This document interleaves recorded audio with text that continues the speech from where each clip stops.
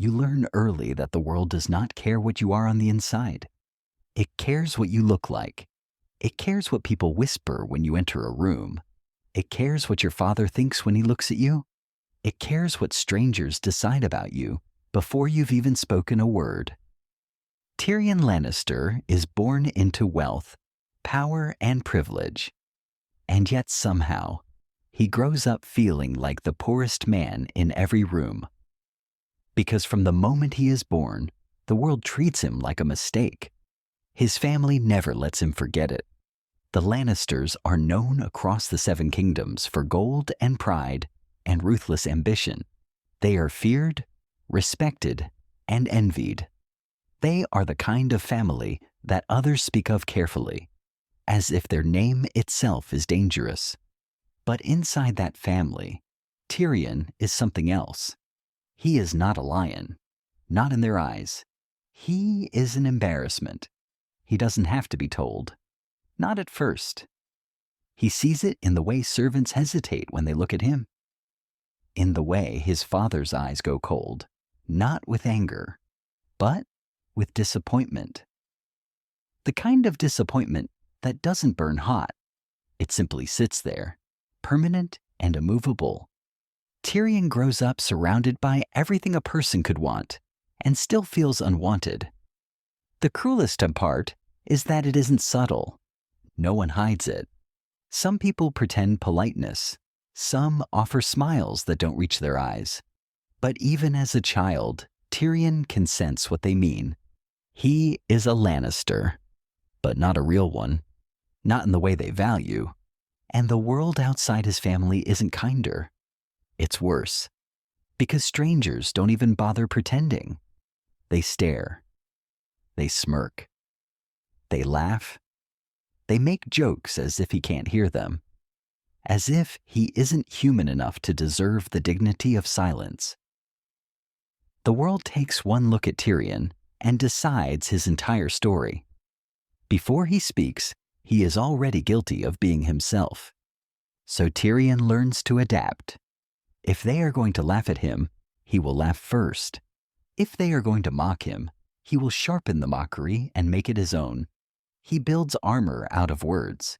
He turns humiliation into humor, because humor is the only weapon no one can take away. And it works, most of the time. When Tyrion speaks, people listen. Not because they respect him, but because he's entertaining. And in Westeros, entertainment is often mistaken for worth. He drinks. Not always because he loves wine. Sometimes he drinks because it makes the world quieter, because it dulls the sharp edges of every glance and every whisper. Sometimes he drinks because being sober means hearing the truth too clearly, that no matter how clever he is, no matter how intelligent, no matter how useful, he will always be seen as less. Still, Tyrion has something most people don't. He understands people. He watches them the way other men watch battlefields. He sees what they want, what they fear, what they pretend not to care about. He listens carefully to what they say, and even more carefully to what they don't. His mind becomes his survival, because he knows he will never win through strength, so he learns to win through understanding. At Winterfell, when the Starks host the royal family, Tyrion watches everything with quiet amusement. He watches the way his sister walks, as if she owns the world. He watches the way his brother Jaime smiles, as if nothing can ever truly touch him. He watches his father say very little, because his father never wastes words. And Tyrion watches the North watch them. He sees the distrust in their eyes, the resentment, the cold politeness stretched too thin. He recognizes it instantly. The look people give when they hate you, but have to tolerate you anyway. It's a look Tyrion has lived with his entire life. And then he meets Jon Snow, a bastard, a man with no inheritance, no security, no future promised to him. And Tyrion can tell immediately that Jon is also living inside a kind of cage, different from Tyrion's, but still a cage. When Tyrion speaks to him, it is not pity. Tyrion does not waste pity on strangers. It is recognition. Two men shaped by rejection. Two men who understand what it feels like to be treated as a stain on a family name. Tyrion tells Jon to wear his insults like armor, because Tyrion has been wearing his whole life. Then the world shifts. Bran Stark falls. Whispers begin. Accusations circle Tyrion like wolves. And suddenly, he is reminded of something he always knows, but sometimes forgets. In Westeros, being disliked is dangerous. Being different is deadly. When Tyrion is seized by Catelyn Stark and dragged into the Vale, he feels the walls closing in, not because he is afraid of death, but because he knows something worse than death: powerlessness. To be trapped, to be judged by people who already hate you, to stand before strangers who have decided your guilt before you open your mouth. It is the nightmare Tyrion has been living since childhood. Simply made official. In the Eyrie, he stands before Lysa Arryn and her court, surrounded by people who look at him like an animal, a monster, a villain from a story. And Tyrion realizes the truth in its purest form. He doesn't have to commit a crime to be punished. All he has to do is exist. He survives the trial the only way he ever survives anything: by speaking, by twisting the moment into something sharper, by refusing to beg, because begging would be giving them what they want. When he demands trial by combat, it is not bravery, it is strategy, and it is the only kind of courage Tyrion can afford. When he returns to his family, he expects relief. He expects, maybe foolishly, that surviving will earn him some form of respect. Instead, he finds the same cold reality waiting for him. His father does not congratulate him. His father does not embrace him. His father looks at him the way a man looks at a tool he dislikes, but still needs. Tyrion is not loved. He is tolerated. Then comes war, and Tyrion finds himself placed into a role no one expected him to fill: a leader, a commander, a man expected to hold King's Landing together while the real players are elsewhere. At first, Tyrion assumes it is a joke, a cruel one, but the more time passes, the more he understands something deeply unsettling. They didn't put him in charge because they believed in him. They put him in charge because if he fails, it costs them nothing. Still, Tyrion does not fail. He begins to reshape the city the way he reshapes every conversation: with intelligence, with careful observation, with quiet threats that sound like jokes. He manipulates his enemies. He tests his allies. He plays the game better than men twice his size who believe themselves untouchable. And for the first time in his life, Tyrion feels something dangerous: pride. Not the Lannister pride his father worships, but the pride of proving, undeniably, that he matters. But in Westeros, success does not guarantee belonging. It only guarantees attention. And attention is a blade. When Tyrion faces Cersei across council meetings, he sees something he has always known, but never fully admitted. Cersei does not hate him because of what he has done. She hates him because he exists, because his very presence reminds her of weakness, of imperfection, of a family legacy that cannot control nature itself. Cersei does not see Tyrion as her brother. She sees him as an insult the world delivered to her. And Tyrion, for all his wit, cannot outjoke hatred like that. He can only endure it.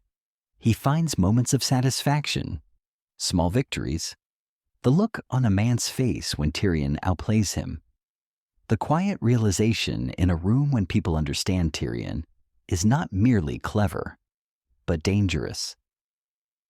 But the victories never last, because Tyrion learns the cruelest truth of all. Even when you save them, they still hate you.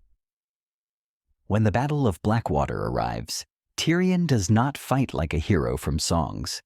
He fights like a man with something to prove.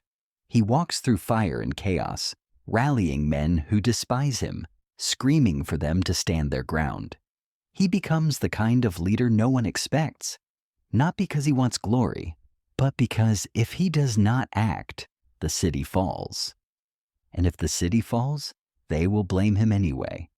So Tyrion fights, not for love, not for honor, for survival. And when the battle ends, when the smoke clears and the city still stands, Tyrion waits for recognition. He waits for respect, for gratitude, for something, anything. Instead, he is cut down, not by an enemy, but by his own side, by someone who should have been protecting him. He survives, but something in him shifts permanently. Because once again, Tyrion is reminded that in Westeros, being useful is not the same as being valued. People do not reward you for saving them. They reward you for fitting the shape they want you to be. And Tyrion has never fit. His reward is silence. His reward is being pushed aside, replaced, dismissed. He is treated like a child who wandered into an adult game and accidentally survived. And it is humiliating in a way even Tyrion struggles to laugh off. He retreats to what has always been there: wine, women, jokes. Not because he is shallow, because it is easier than admitting what he truly wants. To be seen, to be respected, to be loved. When Tyrion's life collapses further, when accusations and betrayals tighten around him like a noose, he realizes that no matter how many times he survives, the outcome is always the same. People will never forgive him for being born. They will never stop looking at him like something unnatural. And perhaps the cruelest part is that Tyrion cannot stop hoping they might. There are moments where Tyrion almost believes he has found belonging. Almost. But in the end, the world always reminds him of his place. He is not the hero. He is not the prince. He is not the golden son. He is the clever mistake that keeps refusing to die. From Tyrion's perspective, the world is a game played by men who believe themselves righteous, men who speak of honor while they lie, men who speak of duty while they betray, men who call themselves lions and wolves and stags, as if their symbols excuse their cruelty. Tyrion sees through all of it, not because he is pure, but because he has never been allowed the comfort of pretending. He has always known the truth, that the world does not reward goodness. It rewards power, and when you have no power, you learn to build it out of what you have left.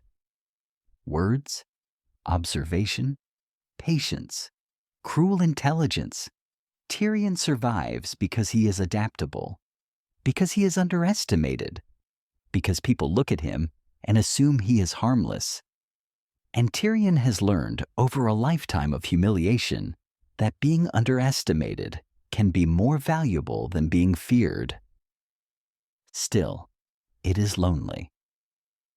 That is the part no one sings about.